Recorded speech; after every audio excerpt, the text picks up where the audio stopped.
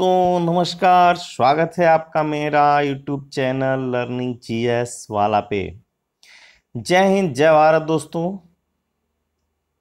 आज मैं मैथ के प्रतिशत का टॉपिक चल रहा है और उसी का हम पार्ट 3 लेकर के आए हैं, जो काफ़ी इम्पोर्टेंट क्वेश्चन है।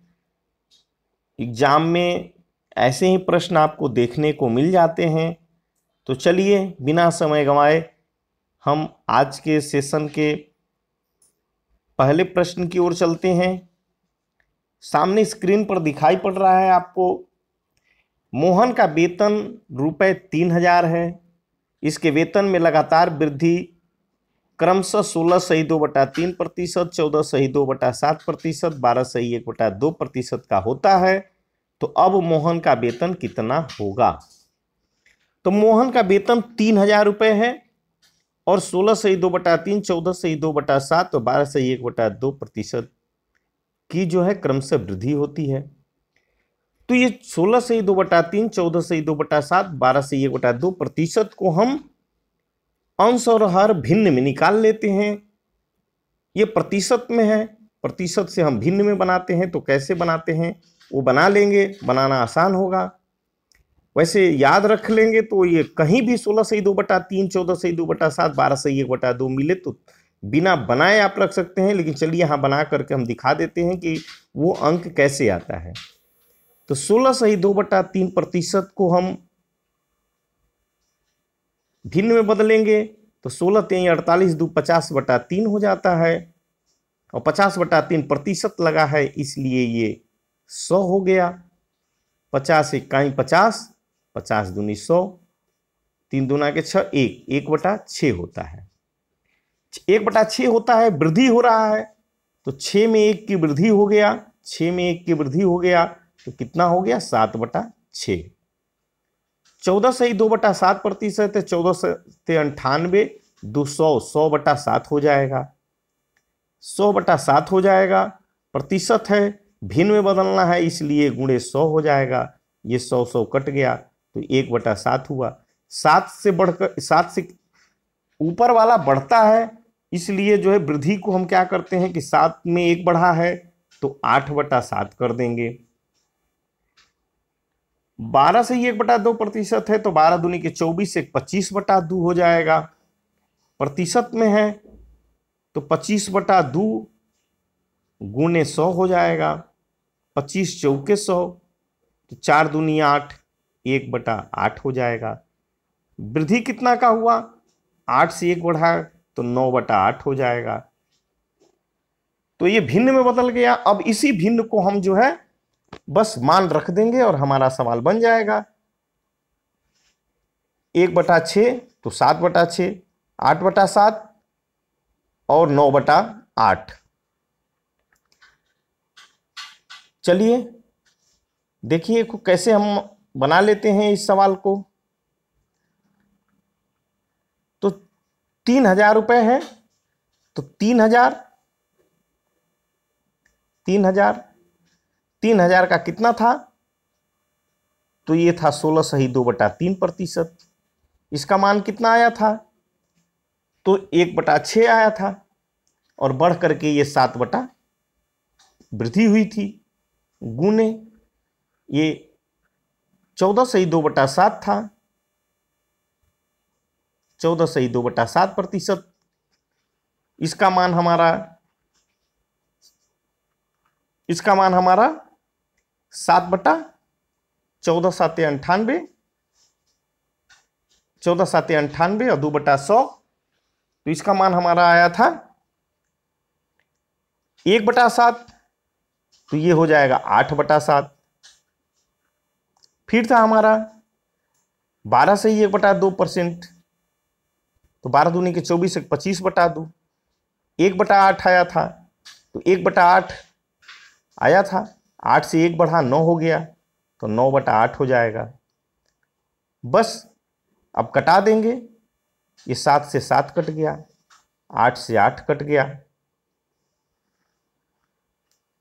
6 इकाई 6, 6 5 30 हो गया, 2 शून्य बट गया तो 9 5 45, ये 4500 रुपए, बस आंसर हो गया। कितना आसान है।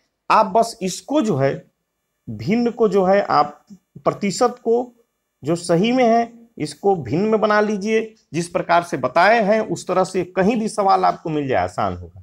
चलिए आगे दूसरे क्वेश्चन पे चलते हैं। चावल के मूल्य में 20% वृद्धि हो जाने के कारण कोई दुकानदार 600 रुपए में 2 केजी चावल कम देता है, तो चावल का नया मूल्य और पुराना मूल्य क्या होगा। 20% की वृद्धि हुई है और जब कोई भी व्यक्ति चावल की दुकान पे जाता था, चावल खरीदता था, तो 600 रुपया में जितना चावल दुकानदार देता था, अब वह 600 रुपया में जितना चावल देता था उसमें अब 2 केजी कम दे रहा है। 2 केजी कम दे रहा है क्योंकि अब 20% की वृद्धि हो गई है।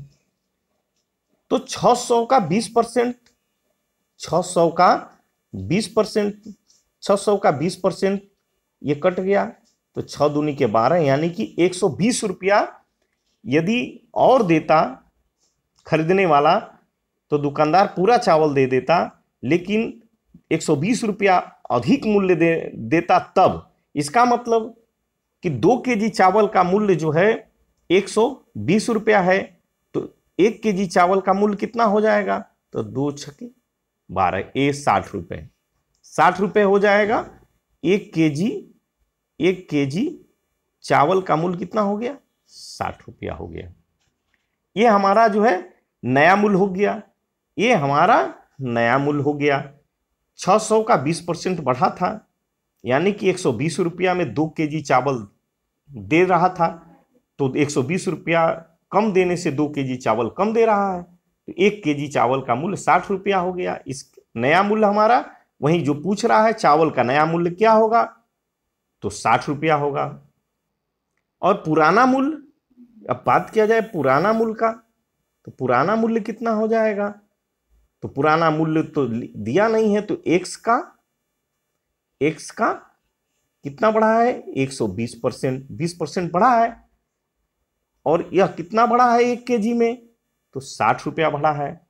अब कटा दीजिए 0 0, ये 6 10 में 60, 6 दूनी के 12 और 2 5 10। अब ये इक्वल टू में है तो तिर्यक गुणा हो सकता है, तो 10 5 50 रुपए, ये हमारा पुराना मूल्य हो गया। और ये 60 रुपया हमारा नया मूल्य हो गया, 50 रुपया पुराना मूल्य हो गया। समझ गए होंगे।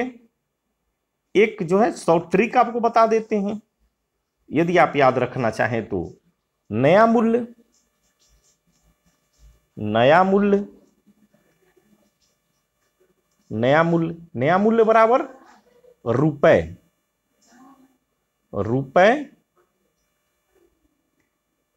रुपए गुणे प्रतिशत, रुपए गुणे प्रतिशत बटा में वजन, वजन गुणे 100। अब इस पे आप बैठा दीजिए, रुपए कितना दे रहा था, 600, वृद्धि कितना हुआ प्रतिशत में, 20 का, वजन कितना अब कम दे रहा है, 2 केजी, और प्रतिशत गुणे 100, ये तो गुणा 100 रहेगा ही। अब 100 6 बार में कट जाएगा, 2 तिहाई 6, 20 तिहाई 60। नया मूल्य उससे भी 60 रुपया आया था, अब नया मूल्य यहां भी 60 रुपया आया। नोट कर लीजिए, रुपए गुणे रुपए गुणे प्रतिशत बटा वजन गुणे 100, ये नया मूल्य निकल जाएगा। रुपए 600, प्रतिशत 20% बढ़ा है, वजन 2 केजी कम दे रहा है, गुणे 100 कटा दीजिए, ये नया मूल्य हो गया। अब पुराना मूल्य निकालने के लिए क्या करेंगे, तो पुराना मूल्य के लिए पुराना मूल्य, पुराना मूल्य के लिए क्या करेंगे, रुपए गुणे प्रतिशत वजन गुणे 100 प्लस जो प्लस या माइनस जो भी, यदि वृद्धि होती है या कमी होती है, कमी में यहां माइनस कर देंगे और वृद्धि में जोड़ देंगे प्रतिशत को, प्रतिशत को। तो रुपए कितना है? 600 है। प्रतिशत कितना है? 20 है। वजन कितना कम दे रहा है? 2 kg। वृद्धि 20 की हुई है तो जोड़ दिए, क्योंकि वृद्धि हुई है तो 120। 12 इकाई 12, अब 12 5 60, 2 इकाई 2, 2 दहा में 20, 10 गुणे 5, 10 गुणे 5 बराबर 50 रुपए। ये हमारा पुराना मूल्य हो गया। रुपए गुणे प्रतिशत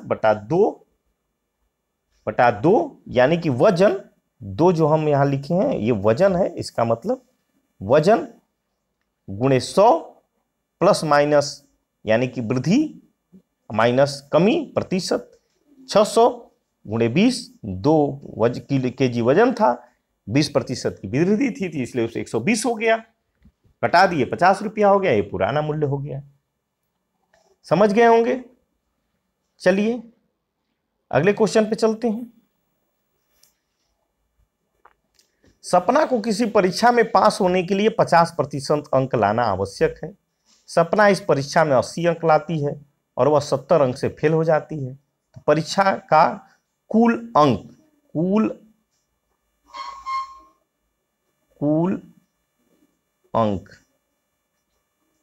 बताना है आपको। बहुत आसान सा ट्रिक है। कुल पास फेल हो जाती है तो परीक्षा का कुल अंक कितना है?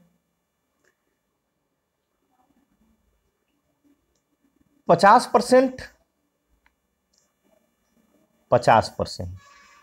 50% बराबर माने 50% में वो पास हो जाती, 80 अंक ला के 70 अंक से फेल हो जाती है। तो 80 अंक लाती है और 70 अंक से यानी कि 70 और ला देती तो वह पास हो जाती, और परसेंटेज में 50% लाती तो पास होने के लिए लाना था। अब 50%, 8 7 15, 150 यानी कि 50% बराबर 150।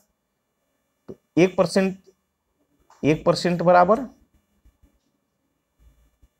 150 बटा में 50, 100% बराबर 100% कुल अंक होता है तो 50 दूनी के 100, 150 में 2 का गुणा कर दीजिए, 300, यही आपका आंसर हो जाएगा।